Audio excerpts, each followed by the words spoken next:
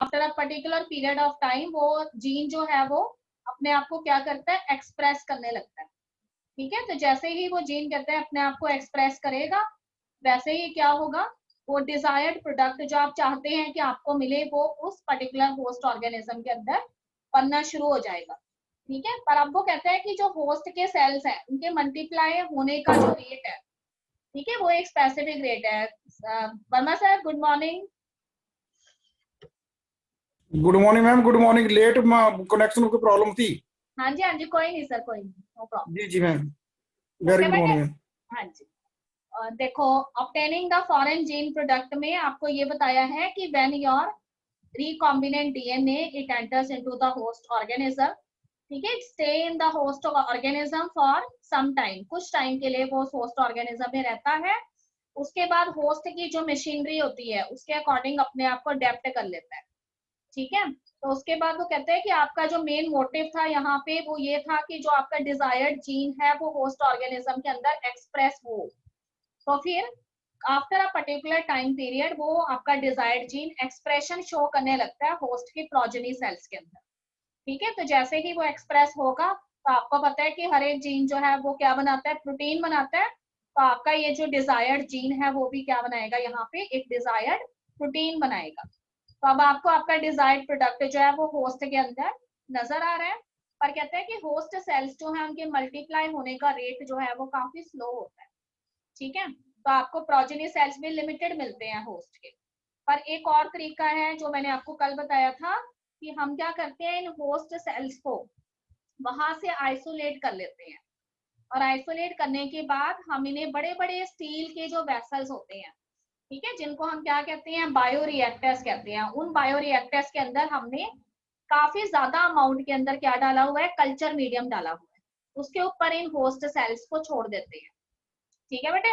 अब वो कहते हैं कि जो कल्चर मीडियम आपने डाला है उसके अलावा उस बायो रिएक्टर के अंदर क्या प्रेजेंट है, वो सारी के सारी कंडीशंस प्रेजेंट हैं जो होस्ट सेल्स को रिक्वायर्ड थी। ठीक है, तो पर्टिकुलर होस्ट सेल्स जो है उसको मल्टीप्लिकेशन के लिए कौन सा ऑप्टिमम टेम्परेचर चाहिए, कैसा पीएच चाहिए जिसमें उनकी मैक्सिमम ग्रोथ होनी है, ठीक है, ऑक्सीजन की कितनी रिक्वायरमेंट है। और कल्चर मीडियम भी काफी ज्यादा अमाउंट में इसलिए डाला है ताकि होस्ट के जो सेल्स हैं वो ज्यादा से ज्यादा जो है कल्चर मीडियम जो है उससे उनकी ग्रोथ हो सके, बिकॉज वो न्यूट्रिएंट रिच होता है कल्चर मीडियम। तो फिर जितनी ज्यादा उसको ऑप्टिमम कंडीशंस मिलेंगी उतना ही ज्यादा होस्ट के सेल्स क्या करेंगे, मल्टीप्लाई करेंगे।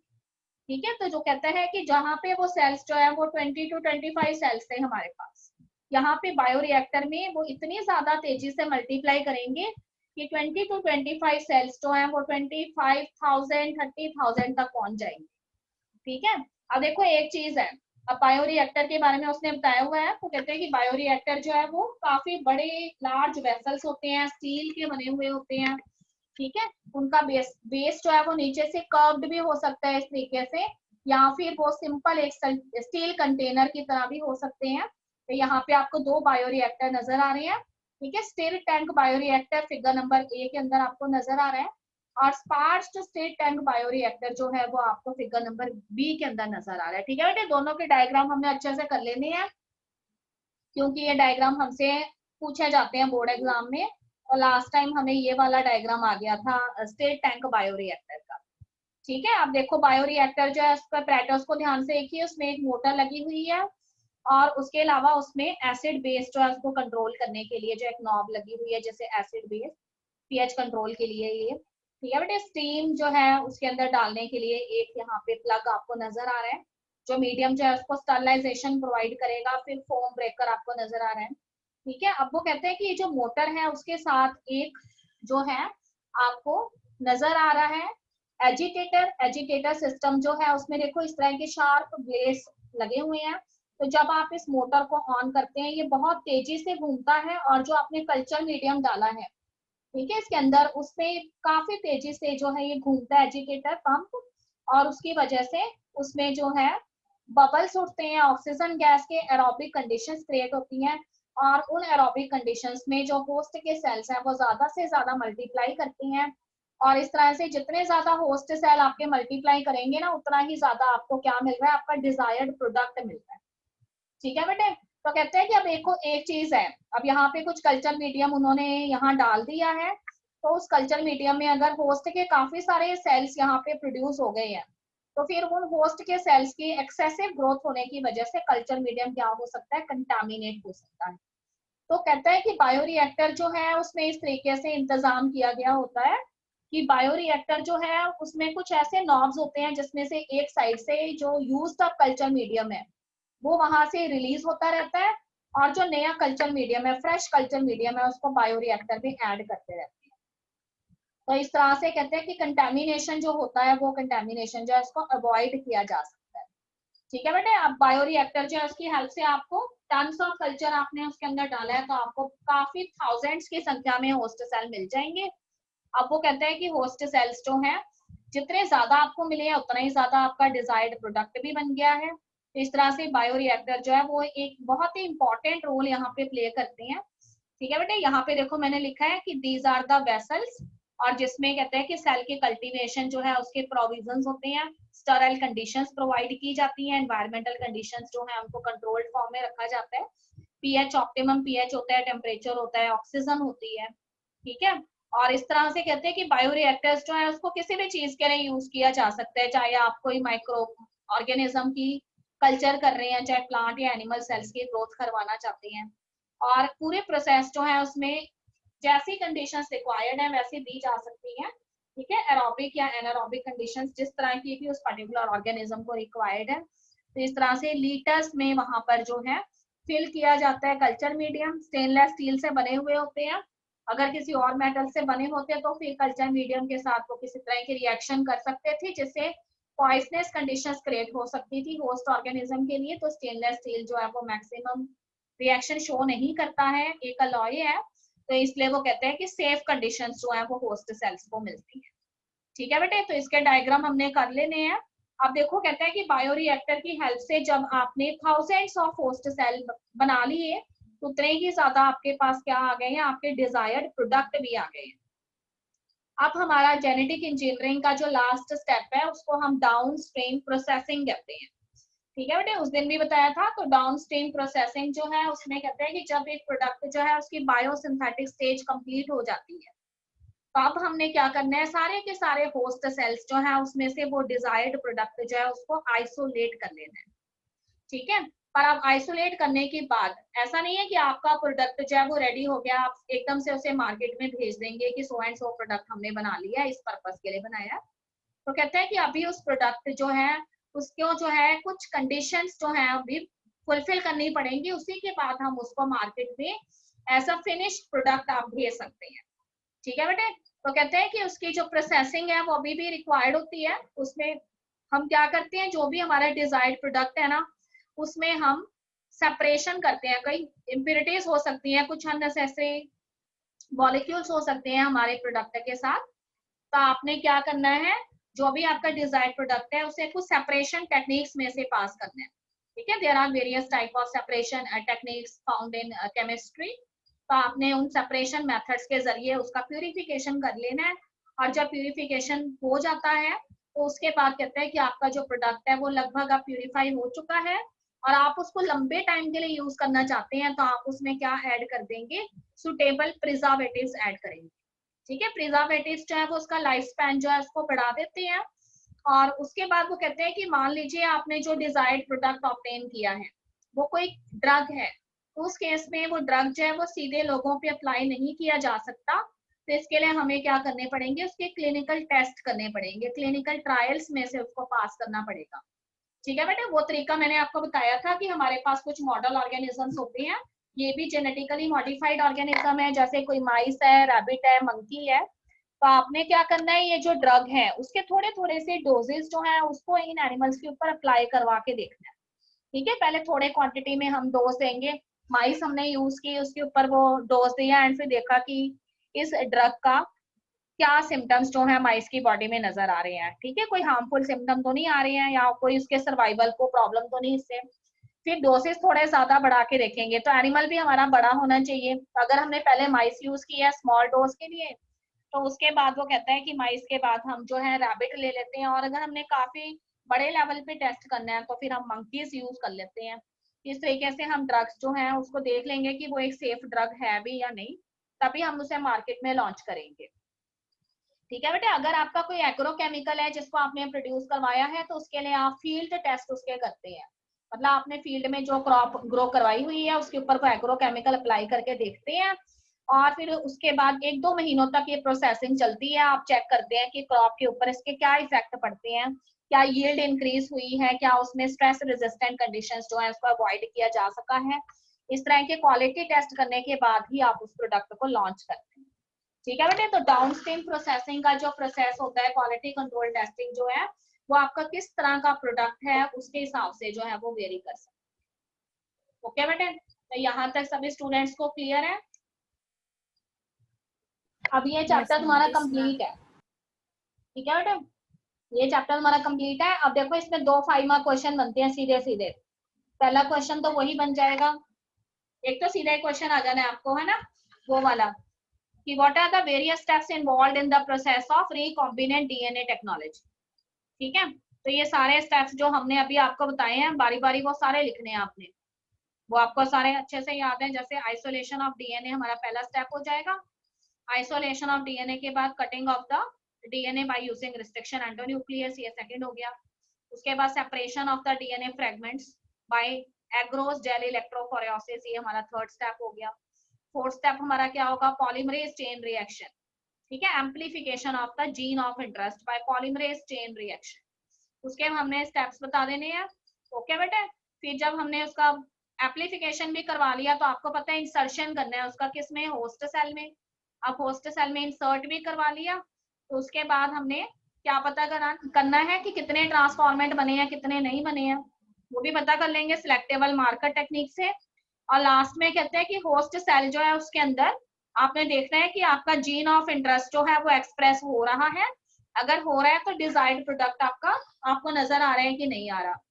फिर लास्ट में बस आपने उसको आइसोलेट कर लेना है उस पर्टिकुलर होस्ट सेल में से, और उसके बाद उसको बायोरिएक्टर में शिफ्ट करने हैं। बायोरिएक्टर्स जो है वो काफी ज्यादा अमाउंट में उसकी क्वांटिटी बढ़ा देंगे, फिर आपने लास्ट में उसकी डाउनस्ट्रीम प्रोसेसिंग करनी है जो मैंने अभी आपको बताई। ठीक है बेटे, यहाँ तक कोई दिक्कत तो नहीं ना, 5 मार्क क्वेश्चन कर लेंगे बड़े आराम से। अब देखो इसके बीच में से 3 मार्क क्वेश्चन देखो कैसे बनते हैं। 3 मार्क क्वेश्चन इसके बीच में से कैसे बन जाएगा, जैसे एक 3 मार्क क्वेश्चन बन गया बायोरिएक्टर्स जो है उनकी फंक्शनिंग के ऊपर और उनकी कंस्ट्रक्शन किस तरीके की है। ठीक है, तो उसमें आपसे पूछा जा सकता है कि how many types of bioreactors are generally available for recombinant DNA technology. तो वैसे तो 5 से 7 तरह के बायोरिएक्टर हैं और सबकी फंक्शनिंग अलग अलग है, पर हमारी बुक में 2 दिए हैं तो हमने उन दोनों के डायग्राम्स जो है प्लस उसमें क्या क्या चीजें हैं वो सारी याद कर लेनी है। ठीक है, कैसे फंक्शन करता है वो भी आपने बताना है, बायोरिएक्टर किस तरीके से काम करता है। देखो एक क्वेश्चन हमसे सीधा डाउनस्ट्रीम प्रोसेसिंग के ऊपर पूछा जा चुका है। ठीक है, कि डाउनस्ट्रीम प्रोसेसिंग जो है उसका क्या रोल है, तो आपने बस इतना याद रखना है कि जब हम प्रोडक्ट को आइसोलेट कर लेते हैं तो आइसोलेट करने के बाद उसे काफी सारी सेपरेशन, प्यूरिफिकेशन और क्लिनिकल टेस्टिंग जैसी टेक्निक्स में से पास किया जाता है और उसके बाद ही वो आपका फिनिश्ड प्रोडक्ट बनता है। तो ये जो एंटायर स्टेप्स हैं इसको हम डाउनस्ट्रीम प्रोसेसिंग कहते हैं। ठीक है बेटे, उसमें किसी भी एक चीज का एग्जांपल देके आपने बता देना है, चाहे आप एग्रोकेमिकल का एग्जांपल दो चाहे आप ड्रग का दो, और सुटेबल प्रिजर्वेटिव ऐड करते हैं ये भूलना नहीं है। फिर एक 3 मार्क क्वेश्चन आपको वहां से आ जाएगा, देखो what are the various features of a cloning vector. एक क्लोनिंग वेक्टर के फीचर्स कौन कौन से हैं, तो वो आपको बता दिया था, 3 से 4 पॉइंट है इसके।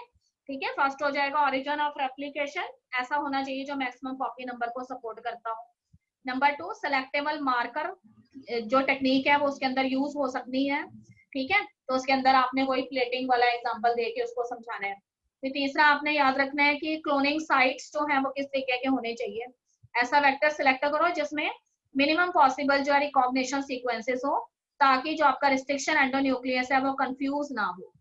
ठीक है, फिर आपने इंसर्शनल इनएक्टिवेशन के बारे में बताना है कि क्रोमोजेनिक सब्सटेंस उसको यूज करते हैं हम, और ये प्लेटिंग वाला जो हमारा मेथड है, जो ट्रेडिशनल मेथड है सिलेक्टेबल मार्किंग का, उससे थोड़ा सा डिफर करता है और जल्दी हो जाता है, सेकंड्स में हो जाता है।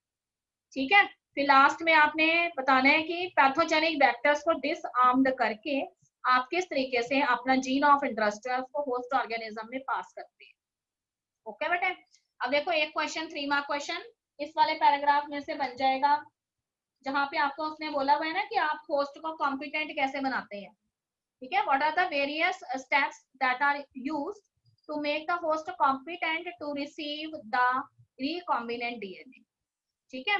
रिकॉम्बिनेंट डीएनए जो है उसको वो आसानी से एक्सेप्ट कर सके, तो होस्ट को आप कैसे तैयार करेंगे, तो वो भी 5 से 6 स्टेप है, मैंने आपको बताया था, वो बारी बारी आपने लिख लेने। Number 1 by treatment with calcium divalent ions, ठीक है।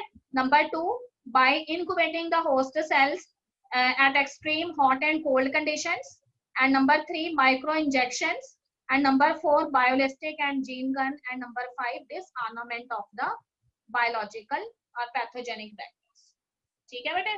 यहाँ से इतने क्वेश्चन आपके बन जाएंगे। फिर अगर आपको शॉर्ट नोट लिखने के लिए आ जाता है किसके ऊपर, देखो 3 शॉर्ट नोट बन जाते हैं इसके अंदर। एक तो आपको agarose gel electrophoresis with diagram explain करनी आनी चाहिए। तो मैंने आपको बताया था कि जब भी हमने एग्रोस जेल इलेक्ट्रोफोरेसिस को एक्सप्लेन करना है तो 2 चीजें आपने कभी भी नहीं भूलनी है। एक तो हम उसमें इथिडियम ब्रोमाइड ऐड करते हैं, तभी हमें डीएनए फ्रेगमेंट जो है वो नजर आती है, क्योंकि उससे उसको फ्लोरेसेंट ऑरेंज कलर मिलता है।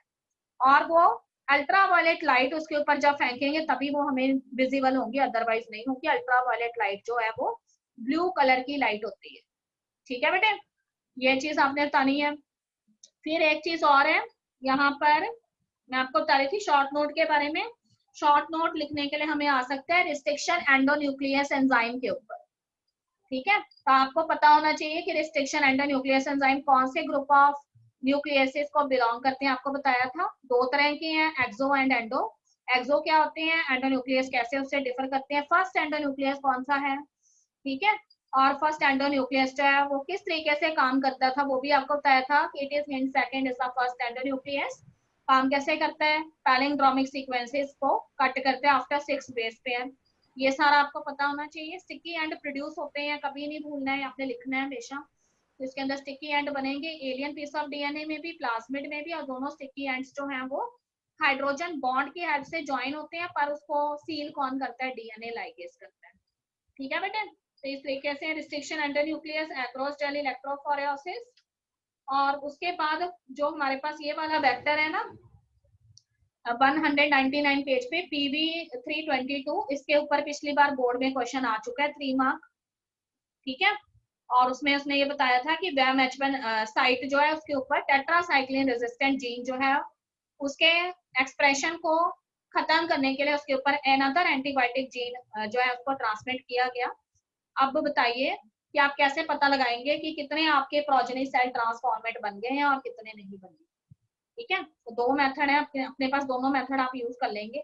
एक तो ट्रेडिशनल मेथड है एंटीबायोटिक प्लेटिंग वाला, ठीक है, और दूसरा मेथड कौन सा है, क्रोमोजेनिक सब्सटेंस वाला, दोनों ही आप यहाँ पे यूज करेंगे, ठीक है बेटे। ये चैप्टर कंप्लीट है अब हमारा।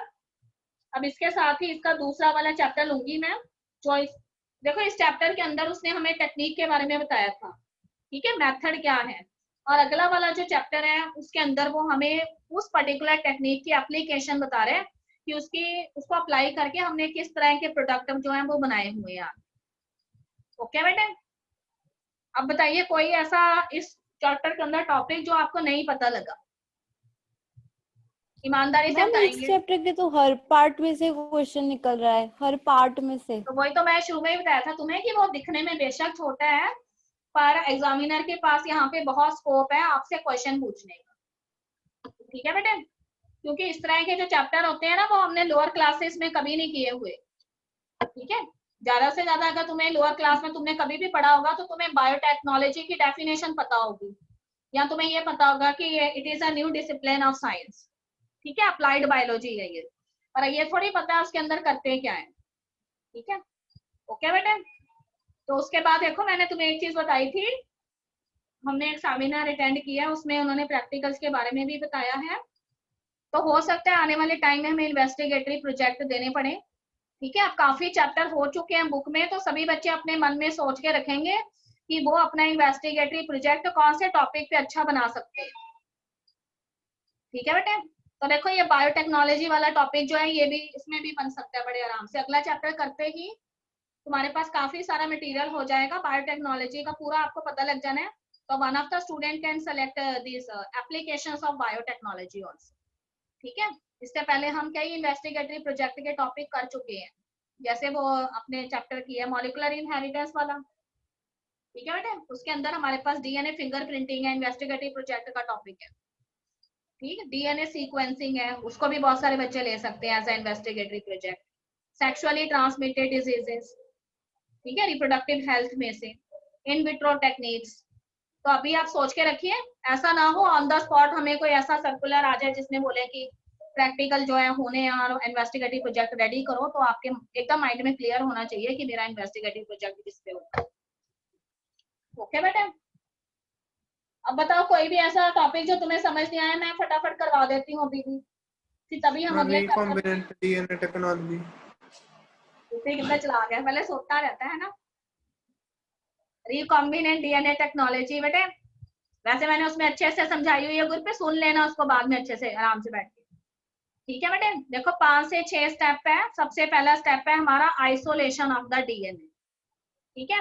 आइसोलेशन ऑफ द डीएनए जो है उसके अंदर हम क्या करते हैं, डीएनए जो है उसको आइसोलेट करने हैं अपने। तो कहते हैं कि डीएनए जो है वो न्यूक्लियस के अंदर प्रेजेंट होता है, और न्यूक्लियस जो है वो सेल के अंदर है, और सेल की अपनी क्या है, सेल वॉल या सेल मेम्ब्रेन है, ठीक है, जो किसी ना किसी केमिकल से मिलकर बनी हुई है, चाहे वो सेलुलोज से बनी हुई है, ठीक है, या लिपिड से बनी हुई है, या फिर फंगस सेल है तो फिर उसमें काइटन से बनी हुई है।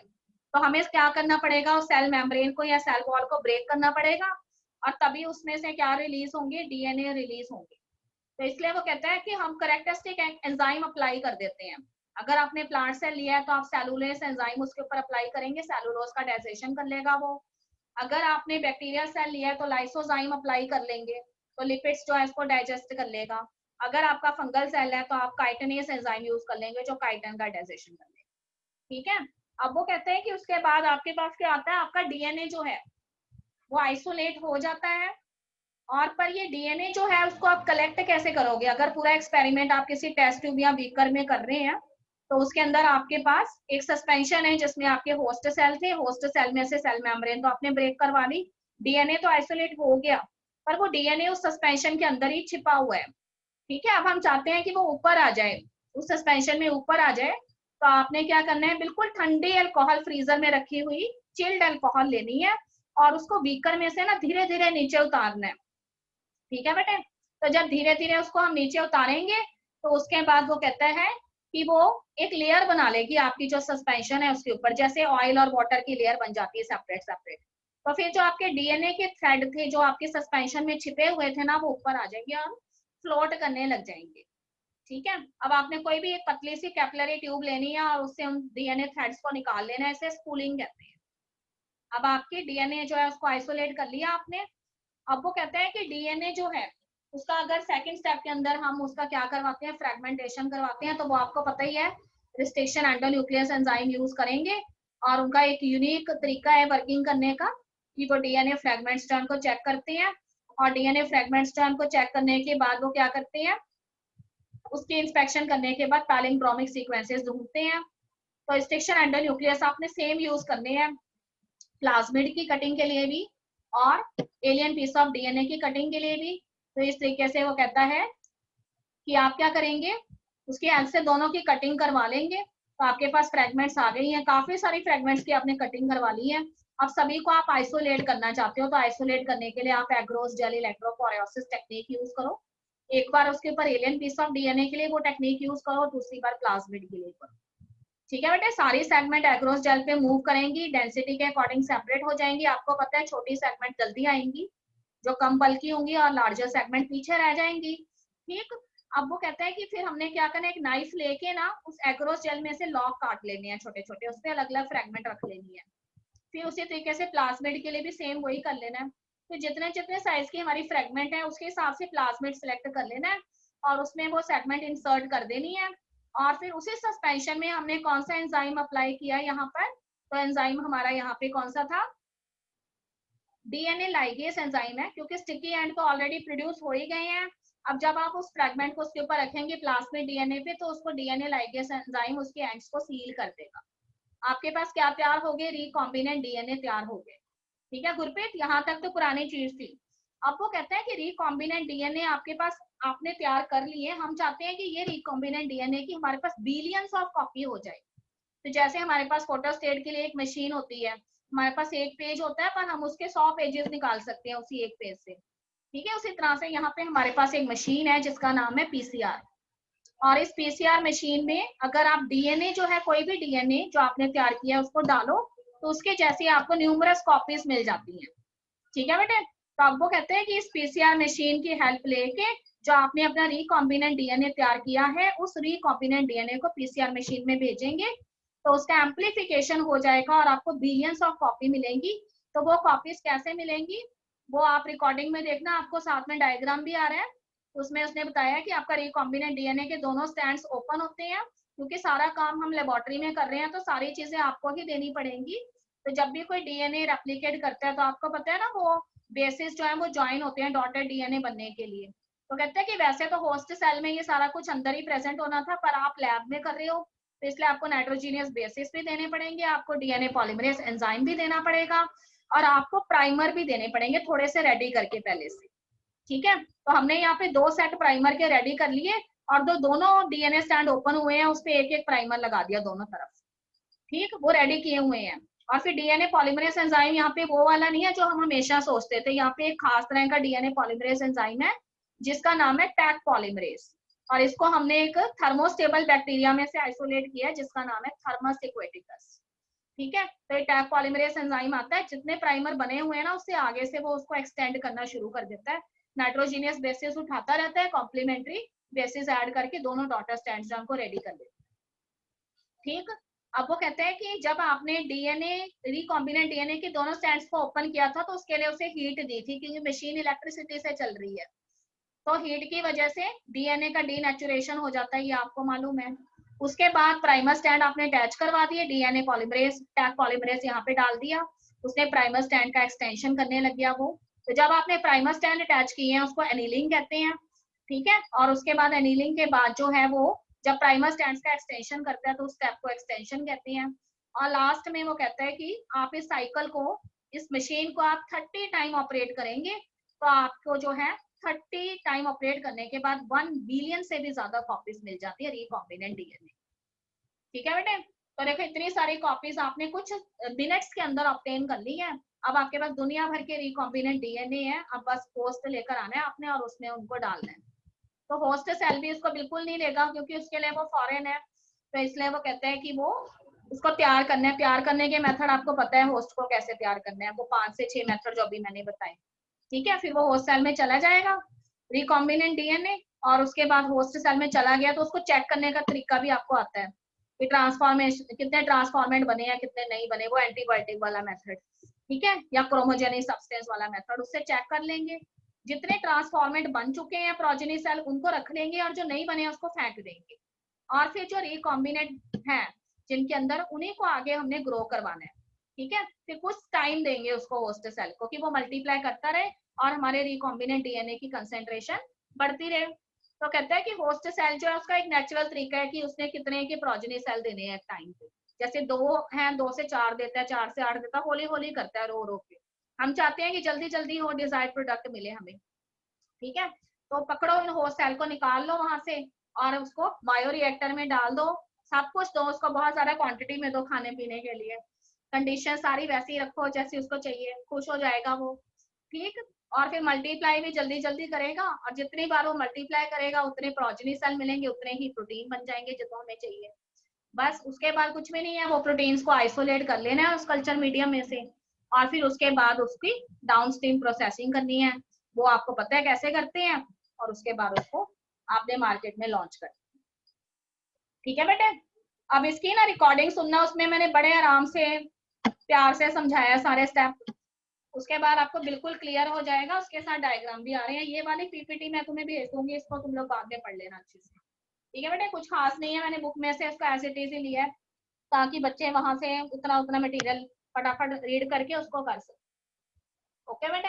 आज सारे बच्चे इसके एनसीईआरटी क्वेश्चन देखेंगे, कुछ ऊट पटांग से क्वेश्चन भी है बीच में जो हमारे किसी काम के नहीं है, उसको आपने स्किप कर देना है, ठीक है। कुछ अननेसेसरी से क्वेश्चन है, शुरू शुरू में है 3-4 क्वेश्चन, वो आपने स्किप कर देने हैं। कुछ क्वेश्चन हमारे काम के हैं पीछे से, क्वेश्चन नंबर 10, 11, 12 वो हमने करने, ओके बेटे। आज देख लेंगे ये वाले क्वेश्चन कल फिर देख लूंगी मैं अगर कोई प्रॉब्लम आएगी इसमें। आज मैं इन क्वेश्चंस को रीड कर लूंगी। अच्छा जी, और कोई दिक्कत? सभी बच्चों ने ये चैप्टर रीड कर लिया हुआ है ना साथ साथ? यस। बाकी सारे जाने बेटे रीड कर लेनी है। यस अभी अभी ताजा ताजा ही रीड करना है इसको, क्योंकि अगर ज्यादा टाइम हो जाएगा तो फिर दिक्कत आएगी। अगर एक बार इसको रीड कर लेंगे तो अगला चैप्टर समझने में हमें कोई परेशानी नहीं होगी। वो इसी से रिलेटेड है, उसमें बस हमने ये जानना है, हमें टेक्निक पता लग गई है, हमने बस ये बताना है कि अब हमने उससे बनाया क्या क्या है। ठीक है, जैसे मैंने आपको उसका गोल्डन राइस का एग्जाम्पल दिया था ना, कि गोल्डन राइस जो है उसमें हम क्या करते हैं, स्पाइनेच जो है पालक में से जीन चुरा लेते हैं आयरन वाला, और उसको हम किस में डाल देते हैं, राइस में डाल देते हैं। तो राइस जो है वो आपका कैसा सोर्स है, कार्बोहाइड्रेट का सोर्स है। तो अब वो कहते हैं कि इस तरह के राइस आप खाएंगे तो बेशक खाने में आपको टेस्टी नहीं लगेंगे ये, पर उसके अंदर आयरन जो है वो प्रेजेंट है, तो इसलिए आपको पहले सिर्फ कार्बोहाइड्रेट मिलता था, अब उसके साथ आपको क्या मिल रहा है, आयरन भी मिल रहा है। तो ये वाला जो आइडिया है ना वो साइंटिस्ट के माइंड में तब आया था जब उन्होंने ये कहा था कि इंडिया की पॉपुलेशन जो है वो एक पुअर पॉपुलेशन है, और अभी भी इंडिया के ऐसे लोग हैं, 1/3 लोग ऐसे हैं इंडिया के अंदर जो सिर्फ रोटी और चावल के ऊपर जिंदा है। ठीक है, हर रोज जो है वो सब्जियां नहीं अफोर्ड कर सकते, या जो हम लोग अच्छे घरों के लोग जो खा सकते हैं चीजें, वो हमारी पूरी जनरेशन जो है आगे की जो पॉपुलेशन है हमारी इंडिया की, ठीक है, अभी भी काफी सारी पॉपुलेशन बहुत पुअर है, वो नहीं ले सकती है, हर रोज सब्जियां नहीं ले सकती। उस केस में हम सब्जियों में पाए जाने वाले जीन्स अगर उस चीज में ही डाल दिया जाए जो हर एक पर्सन की पॉकेट तक पहुंची हुई है, तो फिर उसमें क्या बुरा है। ठीक है, तो इस तरह से उन्होंने बीट है हमारी, मेज है, राइस है, इसके अंदर वो खास खास जीन्स डाल दिए। उसी तरह से जैसे सोयाबीन जो है वो किस में रिच होती है, प्रोटीन में रिच होती है ना, आप सोयाबीन का जो प्रोटीन है वहां से निकाल लो, जीन उसका निकाल लो और उसको एक्टिवेट करवा दो किसके अंदर, रोटी वाली चीज के अंदर, बीट के अंदर करवा दो। बीट सारे लोग खाते हैं, ठीक है, रोटी हर घर में बनती है, या फिर मेज के अंदर डाल दो।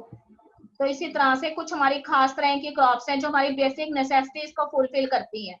जैसे आपको बताया कि कॉटन है, ठीक है, तो इंडिया के अंदर कॉटन के जो कपड़े हैं बहुत ज्यादा बिकते हैं, और हमारे यहाँ पे बर्थ प्लेस है कॉटन का एक तरीके से। तो कहते हैं कि कॉटन इंडस्ट्री जो है उसमें काफी ज्यादा लॉस होता है, क्योंकि कॉटन बॉल बॉम हर समय जो है वो उसके बॉल्स को खराब कर देता है, और जितनी हमें रुई मिलनी चाहिए थी वो मिलती नहीं है। तो फिर क्या करो, प्लांट को ट्रांसजेनिक बना दो, क्यों उसके ऊपर स्प्रे कर करके प्लांट को खराब करना है। ठीक है, तो उसके ट्रांसजेनिक बना दो, तो जब वो कॉटन बॉल बॉम आएगा तो जब उसके लीव्स खाने लगेगा तो अपने आप वो उसके अंदर सर्वाइव ही नहीं कर पाएगा और उसकी डेथ हो जाएगी। तो ऐसे कई तरह के प्लांट तैयार किए हैं उन्होंने जिन्हें ट्रांसजेनिक बना दिया, कुछ एनिमल्स भी ऐसे तैयार किए हैं। ठीक है, आपने कभी सुना है कि हम कहते होते हैं कि टेस्ट करी जा रहे हैं एनिमल्स के ऊपर, उन एनिमल्स को कुछ होता क्यों नहीं, उसमें तरह तरह की दवाइयां आप यूज करते हो। तो वो एनिमल जो है उनमें जेनेटिक मैनिपुलेशन किए गए हैं, तभी वो हायर डोजेस भी ड्रग्स के झेल जाते हैं। ठीक है, तो ऐसे जेनेटिक